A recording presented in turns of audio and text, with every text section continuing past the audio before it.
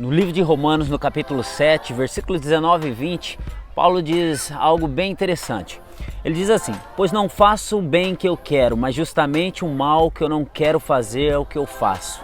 Mas se faço o que eu não quero, já não sou eu quem faz isso, mas o pecado que vive em mim é que faz. E a pergunta é, será que esse era um problema ou um conflito que apenas Paulo viveu ou conviveu naquela época? Ou será que esse é um problema que faz parte do nosso dia a dia? Na verdade, esse é um problema que nós passamos todos os dias. É um conflito que existe dentro de nós, mas que muitas vezes nós ignoramos. Muitas vezes nós fazemos vista grossa para esse tipo de problema, para esse tipo de conflito.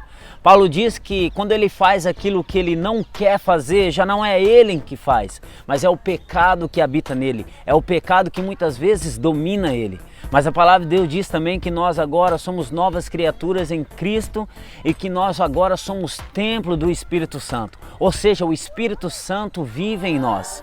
Mas como que é isso? O Espírito Santo vivendo em nós, mas também o pecado vivendo e habitando em nós. É bem isso que Paulo estava vivendo, esse conflito de duas fortalezas, e vai prevalecer aquele que nós alimentamos mais. Na verdade, diariamente nós alimentamos a nossa carne quando esquecemos das coisas de Deus. Quando nós dedicamos a coisa que não acrescentem nada em nossa vida, quando nos dedicamos a coisas que nos levam, na verdade, para longe de Deus e que não venham acrescentar nada na vida de pessoas que estão ao nosso lado ou ao nosso redor.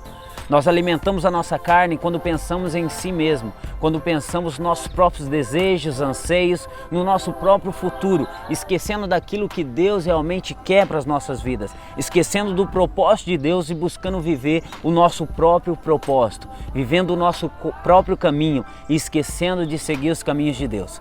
Mas Paulo nos incentiva a realmente alimentar o nosso espírito. A palavra de Deus nos incentiva a alimentar o nosso espírito. Como? Obedecendo a Deus, se jogando e se lançando num relacionamento de intimidade com Deus, ao ponto de reconhecer o chamado e reconhecer o propósito de Deus nas nossas vidas e através delas. Quando nós começamos a obedecer a Deus e buscar a Deus em Sua palavra ou em oração, ou buscarmos realmente um relacionamento com Deus, o nosso espírito ele se fortalece e automaticamente ele começa a prevalecer sobre a nossa carne. A nossa carne começa a ser morta, a nossa carne começa a ser mortificada através do nosso espírito. E aí já não passamos a viver mais nós mesmos, nós começamos a morrer para todos esses nossos sonhos, desejos, para todos esses nossos propósitos. E o Espírito começa a vivificar em nós. E nós começamos realmente a viver o reino de Deus nessa terra. Nós começamos realmente a dar valor àquilo que Deus realmente dá valor, a participar daquilo que Deus está fazendo hoje, a se mover para onde Deus está se movendo.